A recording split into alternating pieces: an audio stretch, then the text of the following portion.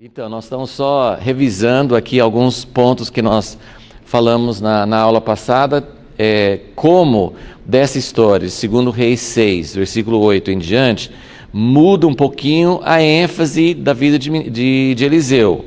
Você, tem 9 histórias do ministério de Eliseu que são relacionadas a pessoas comuns, ou pessoas dos filhos dos profetas, ou não. E 7 histórias sobre reis e autoridades. Mas a maioria das histórias daqui para frente, até agora, nós só tivemos 2 histórias, até esse ponto na vida de Eliseu, segundo Reis 6, só vimos 2 histórias com autoridades. A maioria das histórias, até agora, eram sobre pessoas comuns. Daqui até o final da vida dos relatos aqui, a maioria vai ser histórias sobre reis e autoridades.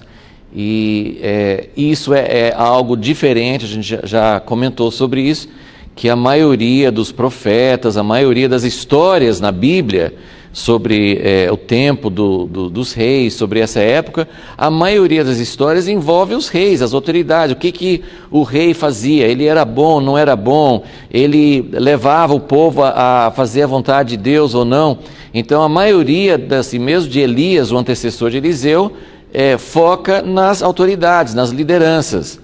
E Eliseu é como Jesus, porque Jesus também trabalhava muito com pessoas comuns. Então, Eliseu é uma figura de Jesus, ele é uma figura do reino de Deus que não envolve somente lideranças, mas envolve a todos. Então, isso é um dos aspectos aqui bem interessantes para a gente ver sobre a ênfase do ministério de Eliseu e também que essa parte final do ministério de Eliseu vai focar agora daqui para frente mais com reis e autoridades, porque isso também precisa... É algo que precisa acontecer. E aqui embaixo, pulando essa parte do meio, depois eu volto, uma outra observação interessante é como Deus geralmente agia nos tempos de apostasia, nos tempos em que o povo não estava sendo fiel a Ele. Se nós formos olhar para o reino do sul, a tribo de Judá, a descendência de Davi, quando havia apostasia, havia vários reis que também não foram fiéis a Deus e que se afastaram bastante de Deus, mas depois Deus agia com avivamentos. O que é um avivamento? Avivamento é quando a liderança também, mas o povo volta a Deus.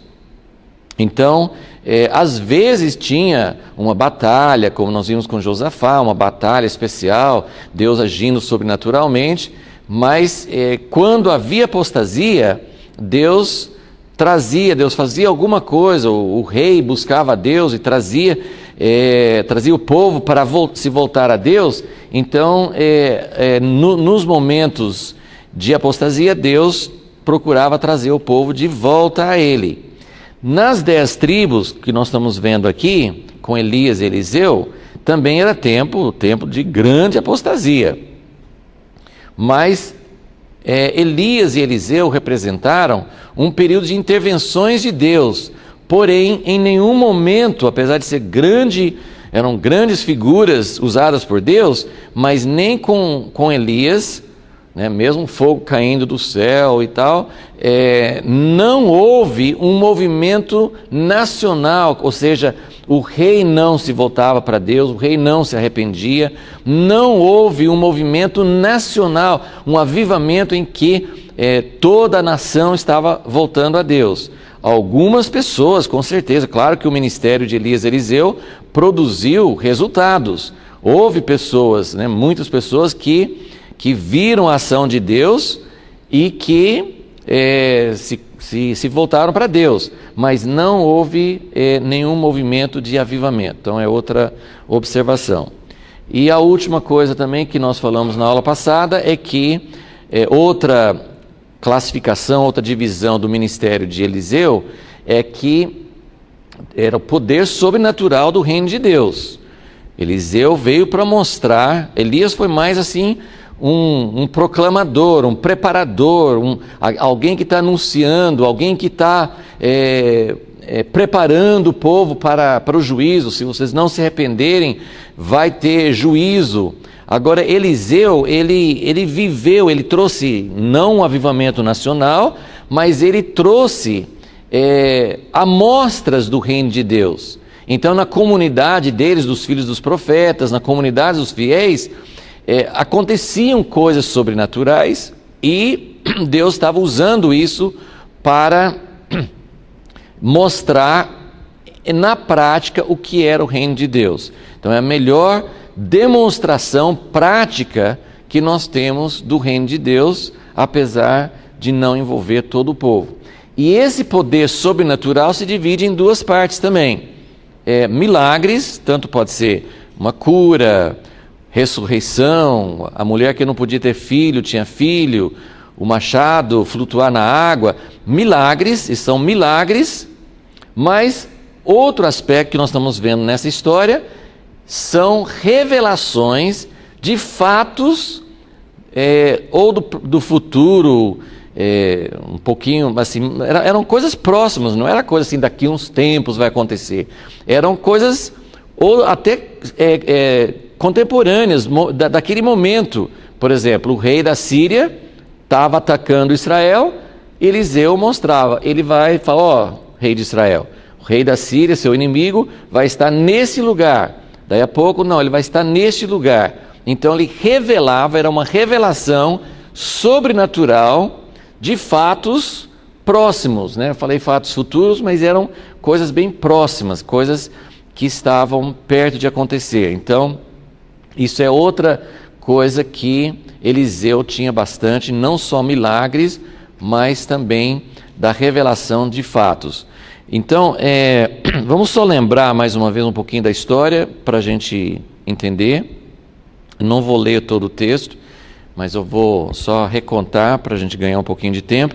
Então, a partir do versículo 8, você pode ir acompanhando na sua Bíblia, mas eu só vou resumir o que estava acontecendo. Então, o rei da Síria estava fazendo não uma guerra, uma campanha assim de grandes exércitos, ele estava fazendo pequenas incursões de surpresa, não sei exatamente qual o objetivo dele, mas ele estava fazendo vários ataques à nação de Israel, às 10 tribos. Então, nesse momento, então, o profeta Eliseu, apesar do rei de Israel não ser... É uma época assim bem diferente nesse sentido aqui, porque ele não é um rei que está buscando a Deus, não é um rei que está dizendo, Deus, como Josafá chegou diante de Deus e falou assim, Deus, vem esse enorme exército contra nós não temos poder para resistir e nós precisamos da tua ajuda. O rei de Israel, pelo que consta aqui, nem fez oração, nem estava buscando a Deus. Mas Eliseu, o profeta de Deus, ele tinha uma missão. Deus mandou Eliseu revelar para esse rei que não buscava a Deus, mostrar tudo o que estava acontecendo. Qual rei que não ia querer isso, né? Em batalhas, né? Quem que não ia querer saber, né, onde está o inimigo, né, principalmente nessas coisas meio, essa estratégia do rei da Síria, não era, uma tática mais de guerrilha, né, porque você tem uma tática de guerra que é um exército enfrentando o outro, uma guerra mesmo, uma batalha, ou você tem também essas coisas mais escondidas, assim, né, ataca e corre. A Síria era mais forte do que Israel, mas eles estavam fazendo esses ataques, talvez para enfraquecer. Não consta aqui exatamente qual era a intenção, mas ele estava fazendo esses ataques e Eliseu, então, ele sempre mandava falar. Provavelmente era o rei Jeorão, né, filho de Acabe, e ele falava, ó, o rei da Síria vai estar nesse lugar. Aí na outra vez, o rei da Síria vai estar naquele lugar. Então, em cada situação, o rei da Síria, ele queria atacar de surpresa e ele simplesmente o objetivo dele de surpresa era frustrado. porque o rei de Israel ficava descobrindo exatamente, sabia com antecedência onde o rei da Síria iria atacar. Então, isso é uma tática que Deus estava usando. Deixa eu virar aqui para vocês verem. Qual era a estratégia de Deus contra a Síria? Primeira coisa que Eliseu estava fazendo era revelar as ações do rei e confundi-lo. Então, tudo que o rei da Síria queria fazer acabava ficando frustrado, porque o rei de Israel ficava sabendo com antecedência aonde o rei da Síria estaria. Então, primeiro ele revelou as ações, e daí o rei da Síria ficou tão perplexo que ele chamou o conselho dele, porque ele estava sempre fazendo os planos junto com a comissão dele, os generais, os comandantes. Ele fazia: vamos fazer isso, vamos atacar, vamos esconder do rei da Síria em tal lugar. E o rei de Israel sabia com antecedência onde ele estaria. Então o rei da Síria chamou os comandantes dele e falou assim: qual de vocês está me traindo? Tem um de vocês que está informando o rei de Israel. E aí um dos servos, um dos comandantes lá do rei da Síria falou assim: não, meu rei, não é a gente que está traindo. Tem um profeta lá em Israel que até aquilo que o senhor fala na sua intimidade, no seu quarto mais íntimo, ele sabe de tudo. E aí a gente comentou que ideia absurda que o rei da Síria teve: vamos mandar um exército para prender esse profeta. Ora, se o profeta sabia onde que o rei estaria em todos os momentos, ele não ia saber que o rei também ia atrás dele? Mas o que aconteceu aqui? A atenção do rei da Síria foi desviada de atacar Israel, de atacar o rei, de procurar acabar com Israel, e ele agora só tem um objetivo. Versículo 13: ide e vede onde ele está, para que envie homens e mande trazê-lo. Então agora ele cancelou todas as operações dele, militares, ele anulou tudo e falou assim: agora nós só temos uma coisa que a gente quer fazer: nós queremos pegar esse profeta. Se é ele que está nos atrapalhando, nós vamos pegar esse profeta e tirar do caminho, depois a gente pode voltar a atacar Israel. Então ele desviou a atenção do rei da Síria, desviou de tentar atacar Israel. Agora ele só quer atacar, ele só quer prender o profeta Eliseu. Então isso faz parte da estratégia de Deus, porque o que Deus vai fazer? Primeiro eu quero que vocês vejam, a gente fez isso um pouco na aula passada, eu quero que vocês vejam até o final da história, porque hoje nós vamos ficar focados em um aspecto só, mas a gente precisa ter essa visão da história, onde que a história quer levar. Então, primeiro Deus não faz as coisas, porque quando você vê filmes, as pessoas têm aqueles poderes sobrenaturais, às vezes a pessoa faz só para mostrar, Às vezes a pessoa faz, às vezes não, mas às vezes a pessoa tem aquele poder sobrenatural de salvar alguém, sei lá, de conhecimentos. Às vezes a pessoa usa aquele poder só para mostrar: tá vendo aqui que eu posso fazer? Deus não faz isso. Deus nunca faz isso. Mostramos aí com a tentação de Jesus. Jesus não cedeu à tentação de pular do pináculo do templo para mostrar que ele podia pular e não morrer. Ele não transformou as pedras do deserto em pães para ele se alimentar. Deus não usa milagres para mostrar: tá vendo? Eu sou o grande Deus. Ele quer nos mostrar quem ele é, mas ele não faz as coisas como um tipo assim de uma demonstração para se exaltar em si mesmo, mas ele tem uma estratégia. Então Deus está revelando as ações do rei da Síria. Apesar do rei de Israel não ser um homem que está buscando a Deus, nem pediu isso de Deus, nem está servindo a Deus, Deus está fazendo isso porque Deus tem um propósito. Então ele tira a atenção do rei da Síria,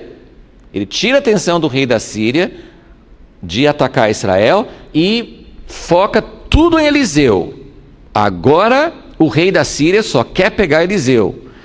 O que acontece? ele manda, ele descobre, fala assim, vê onde que ele está. Aí veio alguém falando, algum espião, falou assim, ele está na cidade de Dotã.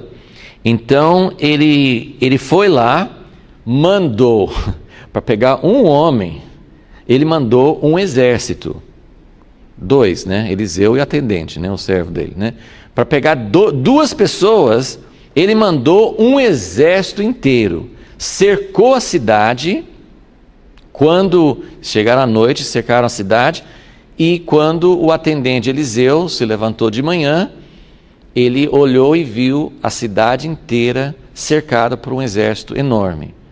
E aí o atendente entrou em pânico, né? Eliseu, o que nós vamos fazer? É mais ou menos, né, assim, as circunstâncias bem diferentes, mas é mais ou menos como Jesus e os discípulos no barquinho no Mar da Galileia. Jesus vai dormir e vem uma tempestade que vai colocar todos eles em perigo. E aí vem a tempestade, o barco era pequeno, não era um navio, né? Era um barquinho frágil. Vem essa grande tempestade e os discípulos falam, o que vai acontecer? Eles acordam Jesus e Jesus, o senhor nem liga que todo mundo vai morrer? E ele reage com, assim, a gente se colocando, a gente sabendo quem Jesus é, a gente fala assim, poxa, que discípulos mais... assim, que não tinham fé, que estavam duvidando. Imagina, eles estavam com Jesus no barco. Se Jesus está no barco, o barco não vai para o fundo do mar. Você pode olhar desse lado. Agora, se você olhar, primeiro assim, eles nem tinham uma revelação tão clara de que Jesus era o Filho de Deus. Eles estavam seguindo, sabiam que ele era de Deus, mas eles não tinham ainda uma revelação tão clara, este é o Filho de Deus. Mas eles não sabiam, Jesus aparentava ser homem como eles. Eles não sabiam o que ia acontecer, Jesus podia morrer também. Então eles acordam Jesus e Jesus reage de uma forma que eu fico pensando, Jesus, mas coitado dos discípulos, eles não tinham essa fé, eles não estavam vendo. É a mesma coisa de Eliseu, ele foi paciente com o servo dele, não foi? Que o servo falou assim, Eliseu, nós estamos perdidos, né? Pânico. E Eliseu fala com a maior calmaria para o servo assim, não tema, não precisa ter medo, tem mais gente do nosso lado do que do lado deles. Tá bom, Eliseu, mas eu não estou vendo isso. E aí Eliseu, ele com maior, assim, a gente até imagina assim, Eliseu, faz alguma coisa rápido, mesmo você sendo um homem de Deus, o exército já está chegando, está de dia já, você não tem muito tempo para perder. É um momento assim tem que agir. Deus age na última hora, Deus tem esse costume que deixa a gente meio apavorado, né? Quando ele vai prover alguma coisa que falta, assim, Deus parece que tem um capricho de chegar no último instante, né? No último minuto. Mas Eliseu, ele com calma, ele vai cuidar do servo dele e vai falar assim, não se preocupe, fique calmo, tem um exército enorme com a gente. Mas ele não só fala isso e acha que o servo tem que, tá bom, o profeta está falando que então ele não, ele para ali e ora e pede que Deus abra os olhos do servo para ele conseguir ver. Então ele toma esse tempo ali para orar e para pedir a Deus para abrir. Aí o servo consegue enxergar todos os exércitos de Deus. Agora Jesus falou com os discípulos, homens de pequena fé. Espera aí, Jesus, a gente estava quase indo para o fundo do mar. Homens de pequena fé, o Senhor estava dormindo, o Senhor não estava fazendo nada, a coisa estava piorando, se a gente não acorda o Senhor, podia acontecer o pior. Não, Jesus ainda dá uma bronca. Homens de pequena fé. Então, essa questão de entender, de ver além das circunstâncias naturais. Então, esse terceiro ponto aqui, não temer. Então, a estratégia de Deus, né, depois de desviar a atenção do rei da Síria, trazer a ira e né, todo o foco do rei da Síria agora é contra Eliseu. Mas Eliseu, ele sabe onde ele está e sabe quem está com ele. Então ele mostra para o servo esse exército grande e depois ele continua com calma. É interessante que tinha esse exército de anjos, né? Tinha esse exército espiritual mais numeroso do que o exército dos sírios. Mas não houve. O que vai acontecer? Tá tudo bem, nós temos um grande exército de Deus do nosso lado. Então o que nós vamos fazer? Nós vamos ficar parados esperando os dois exércitos se enfrentarem? O que vai acontecer? Não, o exército da Síria desce, chega perto de Eliseu, quer prender Eliseu, levá-lo para o rei da Síria, não sei o que eles iam fazer, mas Eliseu, com maior calma, na verdade, ele não recorre aos exércitos, ele tem um grande exército espiritual com ele, mas ele não fala assim, Deus, manda os teus exércitos matar. Isso aconteceu com o rei Ezequias. Rei Ezequias, a mesma, não era a Síria, né? A Síria, né? Algum tempo depois, Ezequias em Judá, ele também, a cidade é cercada por um grande exército, e o exército de Deus mata todo o exército dos assírios. Mas aqui não é o que acontece, e isso aqui é uma coisa que é significativo, porque lembre que nós estamos vendo Eliseu como uma figura de Jesus, do reino milenar, daquilo que Jesus vai fazer na terra. Lembra que tem uma profecia, tem mais de uma profecia no Velho Testamento que fala que, se referindo a esse reino de Jesus, que as nações vão transformar todas as armas de guerra em instrumentos agrícolas, porque ninguém mais vai usar espada, ninguém vai mais usar as lanças, as armas de guerra, não vai usar mais, porque o rei Jesus vai trazer paz. E olha como Eliseu faz, tem um exército inteiro. Primeiro ele frustra aqui, ele não deixa o exército ter êxito contra Israel. Depois ele desvia a atenção do exército e traz para si mesmo. E depois, olha só, assim, resumindo, depois a gente vai olhar essa história, mas ele mostra para o servo que tem um exército grande, mas ele não usa o exército grande. Vem o exército para prender Eliseu. O que Eliseu faz? Eliseu faz uma oração. Assim, Deus, fere todo esse exército aqui de cegueira.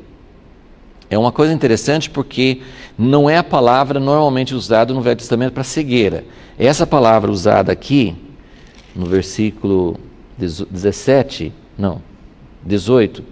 Eliseu, enquanto o inimigo descia contra ele, Eliseu orou ao Senhor, fere, peço-te, de cegueira esta gente, e feriu-a de cegueira conforme a palavra de Eliseu. Essa palavra cegueira só é usada em Gênesis 19, quando aconteceu uma coisa semelhante. Tinha um monte de gente querendo arrombar a casa de Ló, em Sodoma, e tinha 2 anjos com ele. E eles tinham ido lá com a missão de tirar Ló são e salvo de Sodoma por causa da intercessão de Abraão, em Gênesis 19.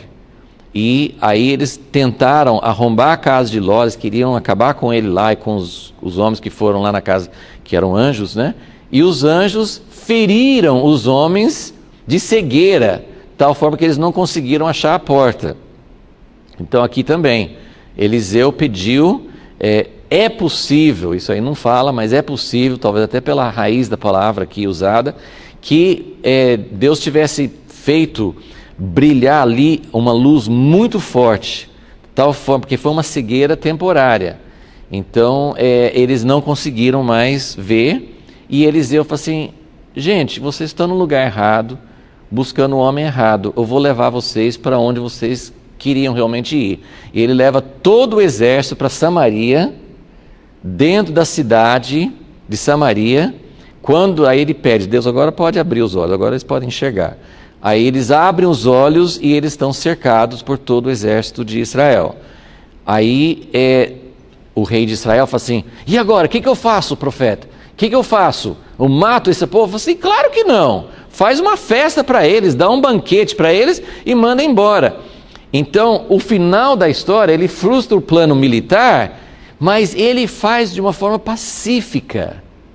Isso é um grande testemunho, um grande sinal que Eliseu está dando de como Jesus vai fazer as coisas no reino milenar. Porque ele frustra as intenções deles, mas ele não faz isso para destruição. Ele, ao invés de tratá-los mal, que eles vieram para destruir, ele faz um banquete para eles. E no final da história, versículo 23, no final do versículo fala, pelo que não entraram mais tropas de sírios na terra de Israel. Então, isso aqui é só para a gente ver a visão toda assim, do que Deus está fazendo com Eliseu e por quê. Okay? Agora, nós vamos... eu só vou mencionar um pouquinho a importância de Deus. Ele faz as coisas, então ele tem o poder sobrenatural do reino de Deus, é manifestado através de milagres, vários tipos de milagres, e também de revelações, ok? Eu só vou ler 2 textos para vocês, mas tem vários outros, mas um dos maiores milagres, porque a gente pode, assim, eu já falei que é difícil a gente comparar milagres. Tem um milagre de ressuscitar um morto. Eu classificaria um milagre de ressurreição como um milagre poderoso. E o que vocês acham? Qual que é o maior milagre? Ressuscitar um morto que acabou de morrer? Ou a ressurreição do último dia, em que o corpo já se desfez, se desintegrou totalmente? Né? Imagina esse milagre, né? De ressuscitar alguém que morreu faz 2.000 anos, 8.000 anos, 6.000 anos, né? Então, tem milagres, né? Todos são sobrenaturais, mas Deus coloca, e isso é uma coisa muito importante para a gente entender, Deus não faz isso também de qualquer forma. É até raro, na própria Bíblia é raro alguém ter uma revelação do que vai acontecer. Tem várias revelações futuras, mas não é uma coisa muito comum. Mas é algo que demonstra o poder de Deus. Deus é o único que pode revelar milagres. Eu vou ler para vocês em Daniel, que Daniel foi alguém que Deus usou nesse sentido. Daniel capítulo 2.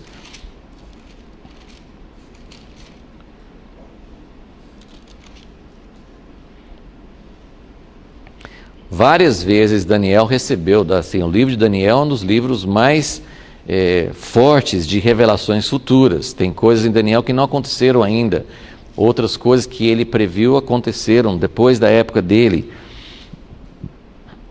O capítulo 2 é um exemplo de como o rei de Babilônia, Nabucodonosor, ele queria que alguém falasse com ele qual o sonho que ele tinha sonhado e qual a interpretação. E os outros magos falaram assim, rei, conte o sonho, que a parte de interpretação é fácil, isso aí deixa com a gente.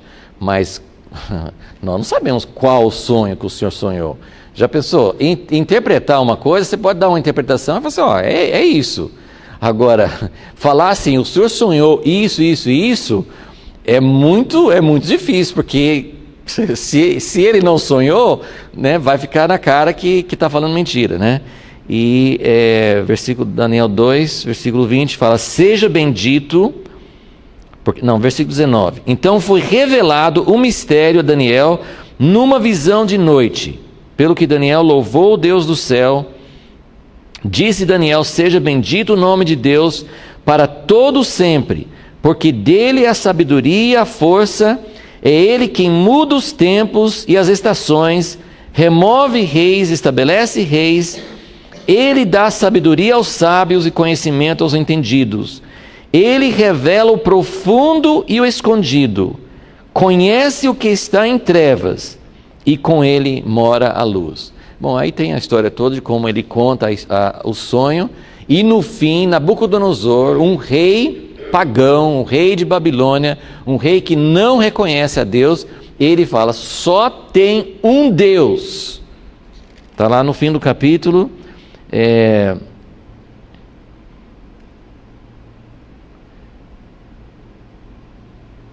Respondeu, versículo 47, respondeu o rei a Daniel, certamente o vosso Deus é Deus dos deuses, Senhor dos senhores, revelador de mistérios, pois pudeste revelar este mistério. Então, o que fez Nabucodonosor reconhecer a Deus? Não foi um milagre. Não foi um milagre.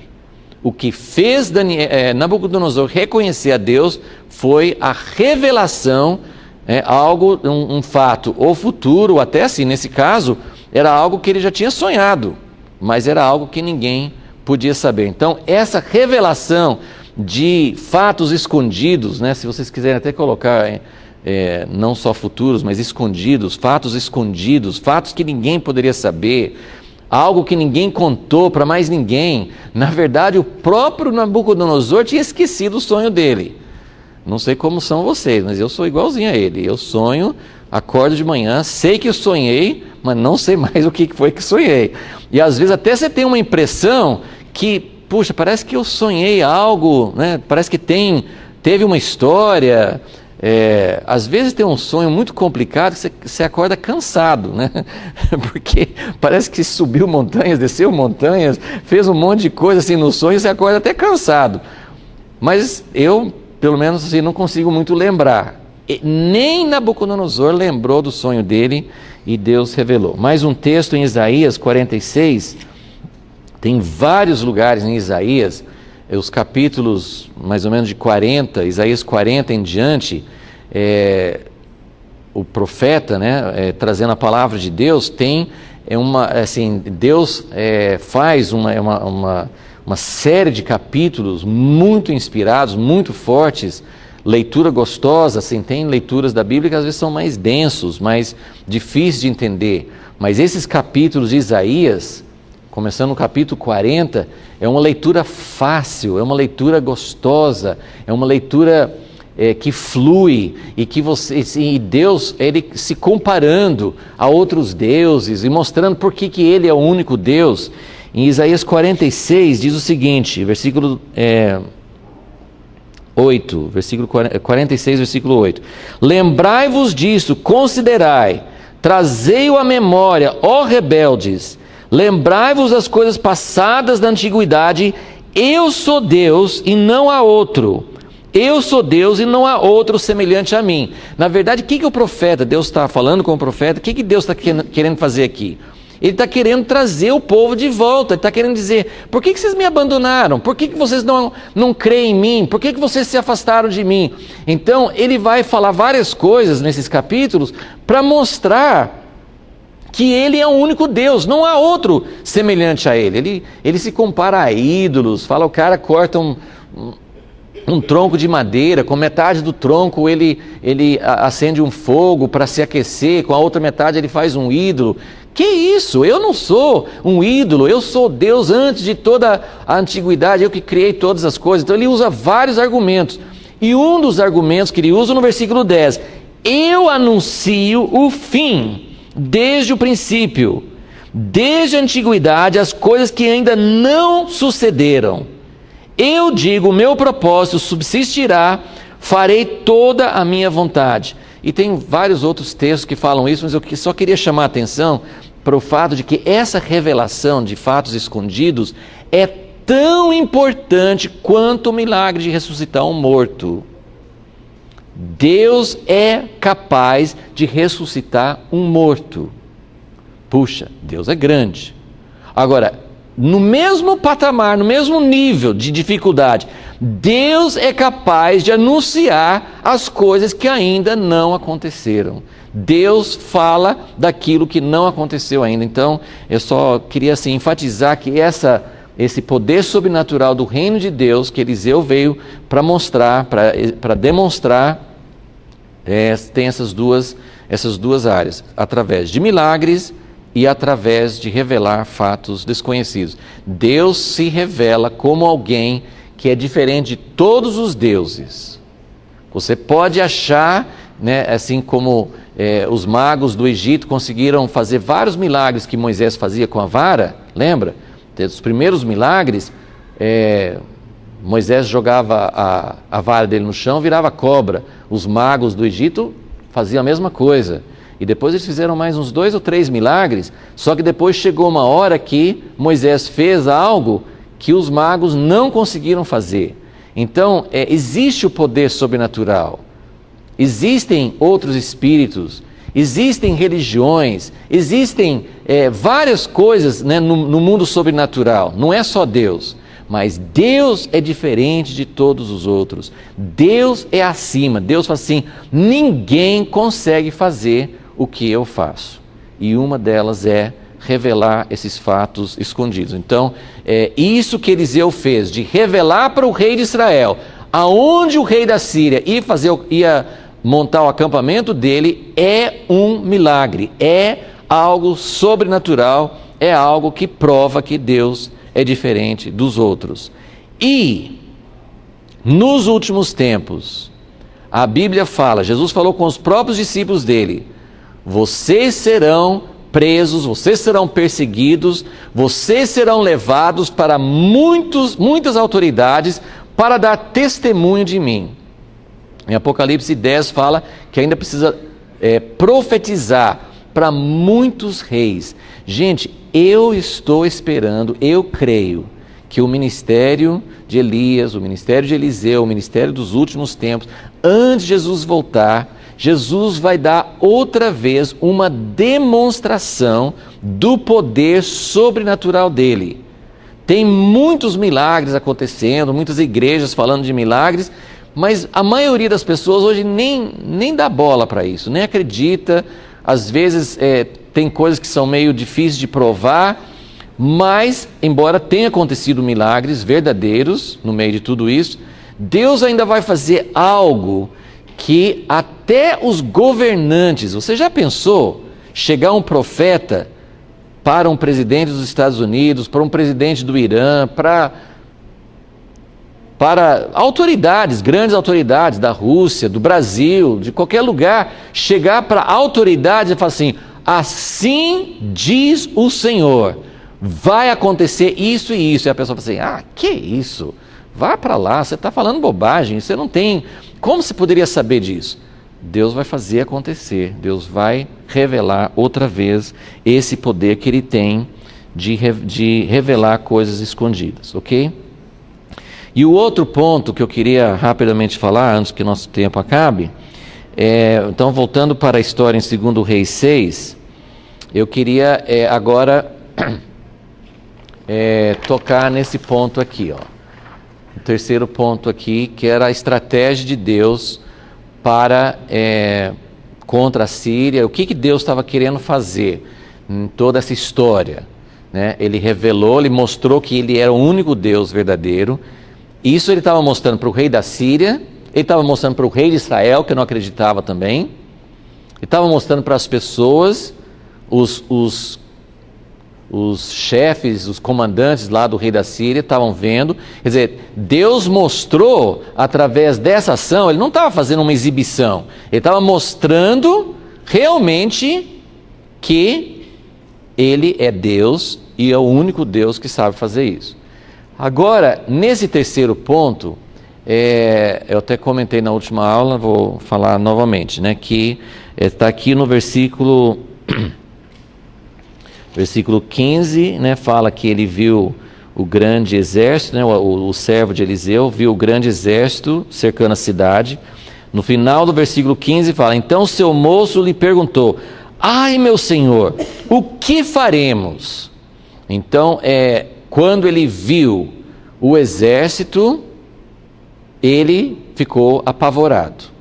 Ai meu Deus, o que faremos? E Eliseu respondeu, versículo 16, não temas. Gente, essa palavra é muito importante, é muito usado na Bíblia. Eu ouvi por muito tempo e fui checar, vi que não é exatamente dessa forma, mas mesmo assim é muito válido. Assim, muita gente tem falado, provavelmente você ouviu, que na Bíblia está escrito 365 vezes não temas. Eu ouvi isso muitas vezes e repeti em pregações assim. Olha, né, tem 365 vezes na Bíblia está falando não temas. É uma vez para cada dia no ano. Até vi um que fala assim, não é 365, tem 366. Tem até para o ano bissexto, tem um não temas, né? Mas aí eu fui checar, né, assim, através da internet, você vê que outras pessoas também tentaram fazer isso. Realmente essa expressão, não temas, não tem 365 vezes na Bíblia. Tem mais de 100, acho que dá para nós, né? Acho que não, né, é como alguém também colocou. Gente, e daí se eu não falar 365 vezes? Se Deus tivesse falado uma vez só, não era suficiente? Né? Então, mas tem mais de 100 vezes. Então, acho que para mim já é suficiente para entender. Mas eu queria falar um pouquinho com vocês sobre essa ordem, porque ela é muito séria e tem a ver com o fundamento da nossa fé. O que é crer? Nós sabemos muito bem pela Bíblia toda que ninguém é salvo, ninguém tem vida nova sem crer. E o que é crer? Crer é confiar. A gente usa muitas palavras, fé, crer, e às vezes a gente nem sabe direito o que é. E às vezes quando a gente fala, eu creio, a gente está falando uma coisa muito óbvia, tipo assim, eu creio que Deus existe, mas isso não é uma fé que traz, que produz salvação, né? Porque Tiago fala assim, até os demônios creem, né? Então, assim, crer que Deus existe não é suficiente para a salvação. Então, essa ordem, não temas, é muito, muito importante, é repetido muitas vezes na Bíblia, e tem histórias, né, várias histórias importantes. Eu vou só citar uma ou duas, assim, duas ou três, sei lá, assim, alguns momentos importantes para a gente entender. Mas antes eu quero também comentar uma outra coisa. Uma outra expressão, a Bíblia fala assim, não temas, como aqui. Ai, Eliseu, o que nós vamos fazer? Primeira coisa que Eliseu fala assim, não temas. Gente, humanamente isso é impossível. Você acha que é possível não temer vendo um exército inteiro cercando a cidade para pegar você? É possível não temer? Então, assim, ao mesmo tempo que isso é uma ordem muito clara na Bíblia, às vezes a gente até usa assim, Deus fala um monte de vezes não temas, porque Ele está conosco. Então é uma palavra que traz conforto, realmente. Deus fala, não temas, né? Tem vários, em Isaías, tem um que fala assim, não temas, vermezinho de Jacó. Né? Assim, é gostoso você ouvir isso. Mas não temas, não é só uma coisa gostosa que você quer ouvir, na hora assim, Deus te dá conforto, Deus fala assim, não, eu estou com você, mas não temas é uma ordem. E às vezes essa ordem é muito difícil. Então eu vou citar algumas dessas aí, mas eu quero só lembrar também que a mesma palavra temer, não temas, também a Bíblia tem uma outra ordem, que é temer o Senhor. O temor de Deus é o princípio da sabedoria. Temor de Deus. Então é a mesma palavra, temor de Deus. Então é para a gente temer a Deus. Na verdade, se você teme a Deus, temer mais no sentido de reverência e de também crer que Ele é Senhor absoluto da minha vida. Então, quem teme, a implicação simples é, quem teme a Deus não teme outras coisas, ok? A regra é essa. Se você teme o exército da Síria, você não está temendo a Deus. Se você teme a Deus, você não precisa temer outras coisas. Vamos só ler em um Salmo 27, que é um texto acho que bem conhecido, que vai mostrar essa relação. Essas coisas são muito, muito simples. Agora pergunte se eu estou pondo isso em prática na minha vida. Pergunte a você mesmo se você tem. Isso é muito simples. Tema a Deus e não tema mais nada. Muito simples. Se você temer a Deus, você não precisa temer outra coisa. Salmo 27, versículo 1. O Senhor é a minha luz e a minha salvação, a quem temerei? Se você fez dele o centro da sua vida, se ele é o centro da sua vida, então você não tem o que temer. A quem temerei? O Senhor é a força da minha vida, de quem me recearei? Agora, o que é uma vida sem temor? Quando os malvados, versículo 2, meus adversários, meus inimigos, avançam contra mim, para comerem as minhas carnes, tropeçam e caem. Ainda que um exército me cerque, o meu coração não temerá. Ainda que a guerra se levante contra mim, nele confiarei. Nós sabemos por muitas histórias, né? Assim, eu só vou resumir algumas coisas, são coisas assim, bem conhecidas de todos nós. Os 3 moços no livro de Daniel confiaram em Deus, não adoraram a estátua, mas foram lançados na fornalha de fogo, mas não foram consumidos. Só que tem pessoas que são fiéis a Deus, como fala em Hebreus 11, e foram até cerrados ao meio, foram mortos, foram martirizados. Então, quando a gente fala não temerei, isso não significa que não vai acontecer nada de ruim na sua vida. Significa que, apesar de tudo que acontecer, você vai continuar confiando em Deus, porque sua vida está nas mãos de Deus. Uma outra ilustração que eu gosto de usar é: o lugar mais seguro na face da terra. Quem já ouviu falar isso aqui? Qual que é o lugar mais seguro na face da terra? Um deserto, um túnel, um abrigo antinuclear? O que é o lugar mais seguro na terra? Aonde que a gente pode ir para não ter problema nenhum? No centro da vontade de Deus. Se você estiver fora da vontade de Deus, você pode estar no lugar mais seguro, que você está correndo risco, mas isso não significa que sua vida física vai ser mantida sem nenhum mal. Deus não prometeu isso. Mas o lugar mais seguro na face da terra é o centro da vontade de Deus. Ok? Então, só vamos pensar em algumas situações. Eu vou rapidinho, porque nós temos pouco tempo. Outra vez, algumas dessas passagens eu não vou ler, se vocês estiverem anotando, ou se você quiser abrir na sua Bíblia e ir acompanhando. O primeiro lugar na Bíblia, isso sempre é bastante significativo, né? Tem muitos lugares na Bíblia que fala não temas. Mas o primeiro lugar na Bíblia, quase sempre os primeiros lugares são no livro de Gênesis, né? Que é o livro dos começos. A primeira vez que Deus falou não temas para alguém, para quem que você acha que foi? Primeira vez que Deus falou não temas foi no capítulo 15, Gênesis 15. E não era um momento de grande perigo, não era um momento de perigo para ele. Então eu achei bastante significativo isso. Por que a gente vai temer? Nem sempre é por causa de perigo ou algum problema que vai acontecer na nossa vida, nem sempre. Abraão já tinha ouvido Deus falando: sai da sua terra, da tua parentela. Já tinha saído de onde hoje é Iraque, né? E ido lá para a terra da Palestina, Canaã. Ele já estava lá. No capítulo 14, que vem antes do capítulo 15, ele tinha feito uma guerra contra vários reis.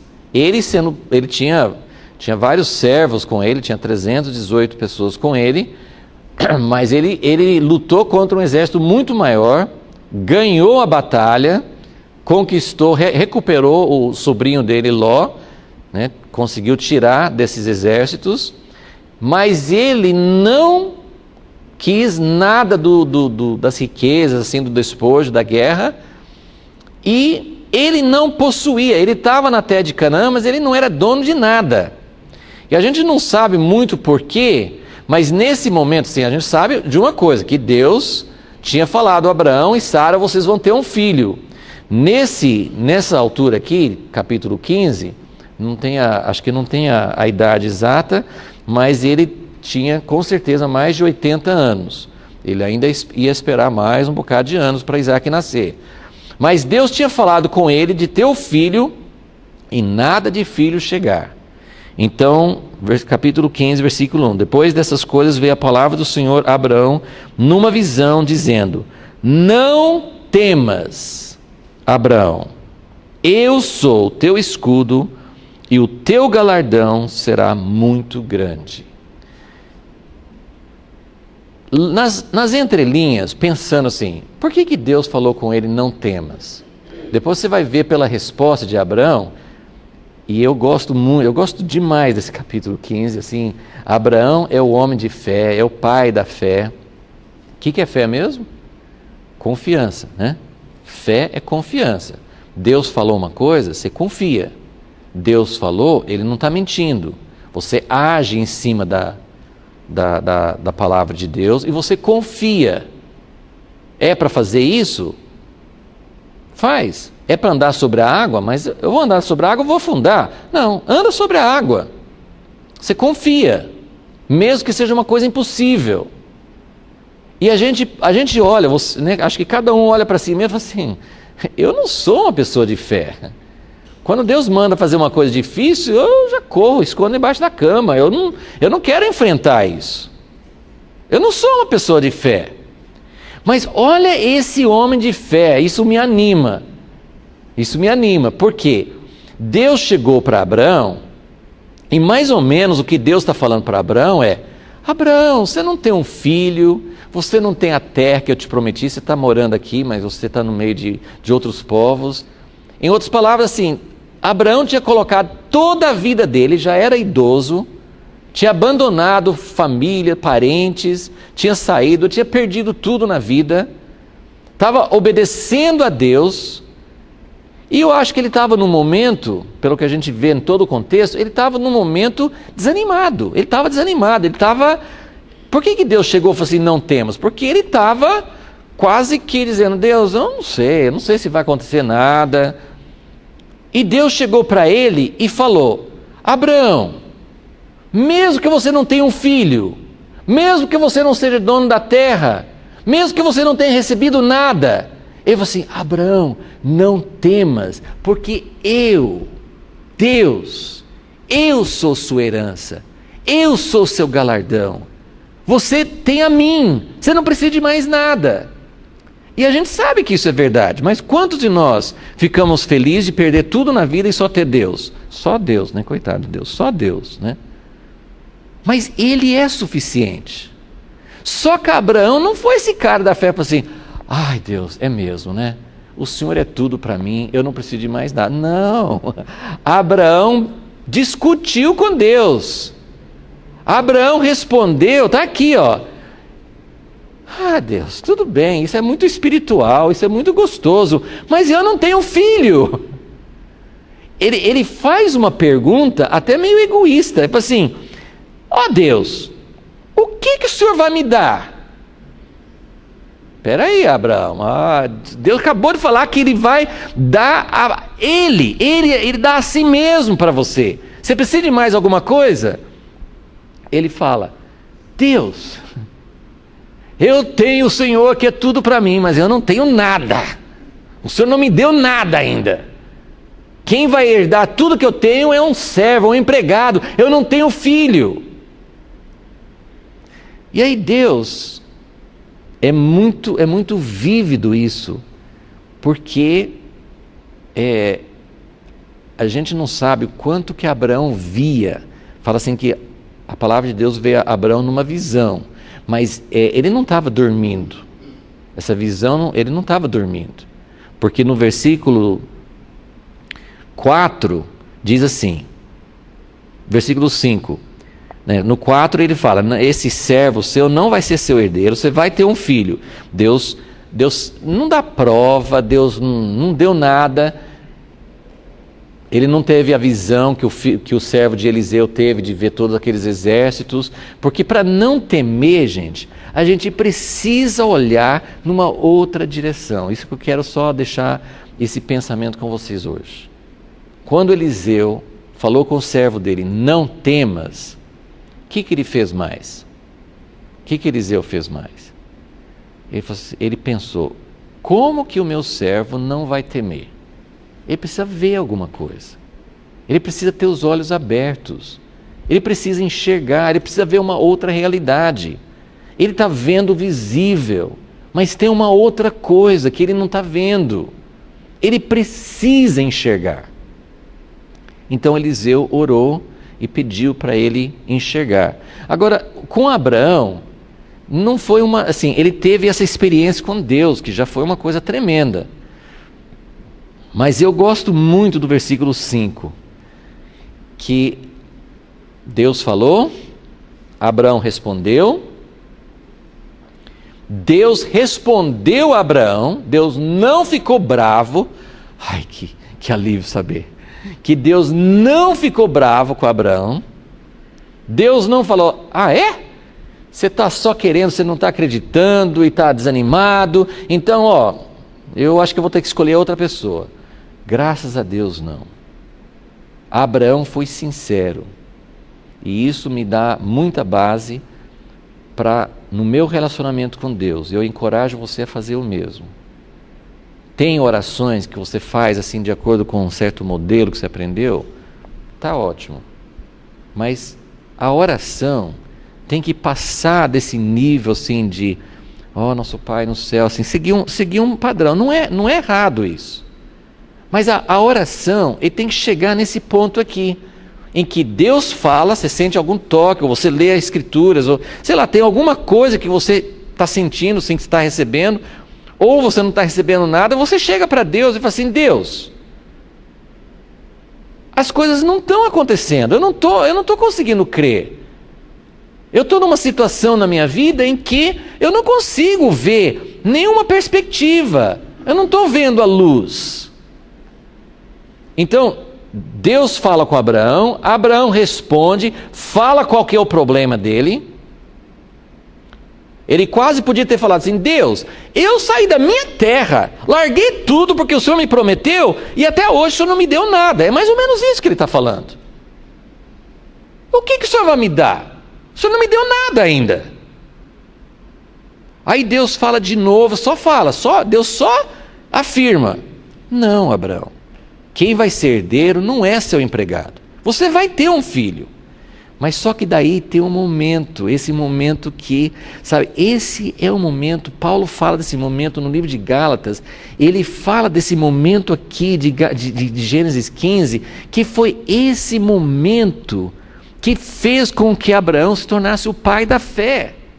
Foi isso aqui que gerou a fé de Abraão, que nós todos podemos ser filhos de Abraão, porque nós podemos fazer a mesma coisa que Abraão fez. Versículo 5, então, Deus o levou para fora. Como que Deus fez isso? Será que Deus apareceu em forma humana? Será que Deus pegou ele pela mão? Eu não sei. Será que ele só ouviu uma voz? Abraão, vem aqui fora. Mas foi uma coisa muito, muito real para Abraão.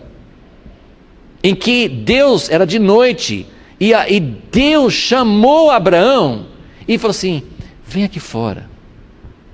Aí ele não teve uma visão sobrenatural como o servo de Eliseu, mas Deus falou assim, olha para cima. Você consegue contar essas estrelas? E ele não estava numa cidade como o americano, que às vezes numa cidade você consegue contar as estrelas, que você vê poucas, né? Ele estava num lugar que não tinha luz, ele viu muitas estrelas. Você consegue contar essas estrelas? A sua descendência, você que não tem um filho, você não tem um filho, você vai ter descendência desse jeito aqui, o tanto de estrelas que o Senhor está vendo no céu. E versículo 6, creu Abraão no Senhor e isso lhe foi imputado para a justiça.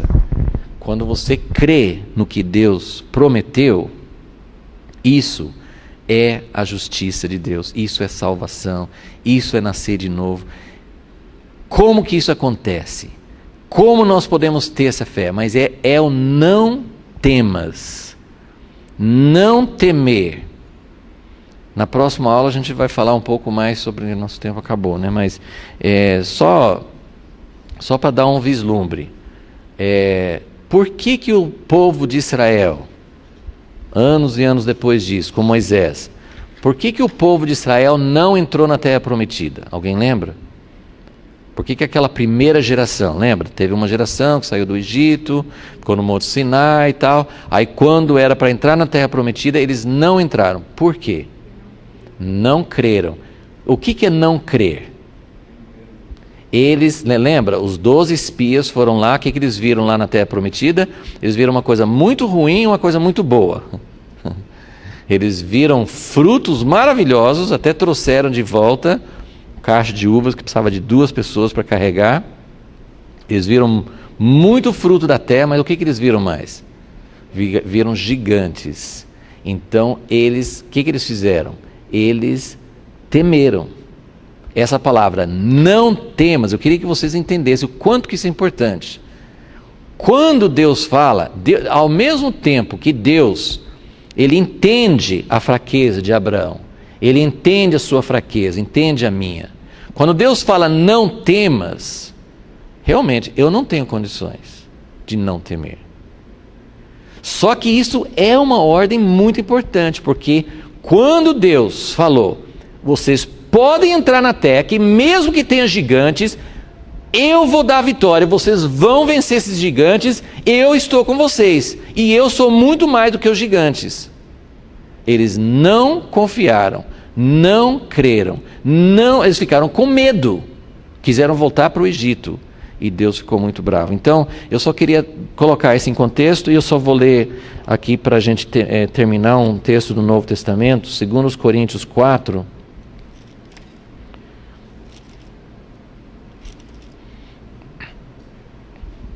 Segundo Coríntios 4, 16 a 18. Por isso, não desfalecemos, ainda que o nosso homem exterior se corrompa, o interior, contudo, se renova de dia em dia.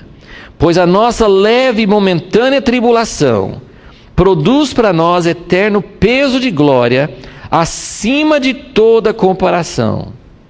Portanto, nós não atentamos. Então, essa é a exortação. Como que a gente faz?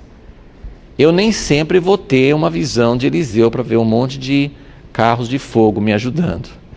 A Bíblia fala que o anjo do Senhor acampa ao redor daqueles que o temem, né? A Bíblia fala de muitas coisas, mas eu não estou vendo isso. Não estou sentindo isso. Estou vendo outras coisas. Mas ele fala, portanto, nós não atentamos, quer dizer, a gente não foca, a gente não presta atenção, nós não atentamos no quê? Nas coisas que se veem. Os gigantes, o exército da Síria vindo nos prender, mas nas que não se veem, pois as que se veem são temporais, e as que se não veem são eternas. Então, Deus permitindo, a gente talvez a gente continue um pouquinho mais sobre essa questão de não temer, mas basicamente a lição é essa. É impossível a gente não temer, olhando para as coisas naturais. Então nós precisamos da visão espiritual. Mesmo Abraão não tendo uma visão sobrenatural das estrelas, era uma coisa natural que ele estava vendo. Mas Deus mostrou para ele as estrelas e ele creu. Então nós precisamos ter visão espiritual. E isso é uma coisa que é nossa herança. O Espírito Santo que nós recebemos quando nós cremos em Jesus. Todas as pessoas que creem em Jesus recebem o Espírito Santo, sim ou não? Todas as pessoas recebem o Espírito Santo, porque não tem outro jeito. Como Paulo diz, se você não tem o Espírito de Cristo, você não pertence a Ele. Então todos temos, se nós cremos em Jesus, se nós nascemos de novo, nós temos o Espírito Santo. O Espírito Santo nos dá a capacidade de ver coisas invisíveis. Eu nunca tive uma visão assim, de estar vendo coisas. Mas nós podemos ver as coisas que não são visíveis. Se for por uma visão, ótimo. Mas se não for por uma visão, através de entender as verdades espirituais. Nós podemos enxergar coisas que não são visíveis. Começar a confiar, crer, buscar. Nós precisamos enxergar algo que está além das nossas circunstâncias naturais. Se a gente está desanimado, se a gente está derrotado, se a gente está perdendo a nossa confiança, a nossa certeza em Deus, nós estamos olhando muito para as coisas naturais. Temos que orar, temos que buscar, temos que dizer: Deus, abre os meus olhos, como Eliseu orou pelo servo. Abre os olhos, que ele possa ver. Tem uma realidade. E isso, quem vai nos ajudar é a própria palavra de Deus, comunhão, ouvir a palavra, enfim. Tem várias maneiras, mas nós precisamos buscar essa visão que vai nos ajudar a ver as coisas que não são visíveis. Porque o temer, quando Deus manda não temer, pode nos impedir de entrar na nossa herança, como no povo de Israel. Se a gente teme, na hora que a gente não devia temer, não confiar em Deus, nós podemos não obedecer a Deus e podemos perder aquele momento, podemos perder uma herança e podemos perder muita coisa de não confiar em Deus. Senhor, nós reconhecemos a nossa incapacidade, reconhecemos, ó Deus, que só o Senhor pode abrir os nossos olhos. Só o Senhor pode nos ajudar a enxergar aquilo que não estamos enxergando.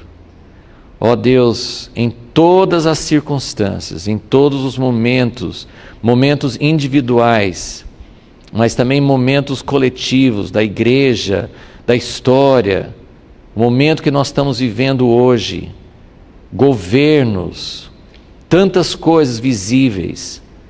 Ó Deus, nós precisamos muito ver as coisas como o Senhor vê. Precisamos muito confiar em Ti para fazer a Tua vontade. Sem enxergar o que o Senhor está fazendo, sem enxergar o Teu reino, sem enxergar os Teus propósitos, nós não temos como viver dentro da Tua vontade. Por isso nós pedimos e suplicamos nesta manhã, ajuda-nos a ver e ajuda-nos a crer e confiar em Ti. Não temas, o Senhor está falando conosco hoje. Ajuda-nos a corresponder a Ti, em nome de Jesus. Amém.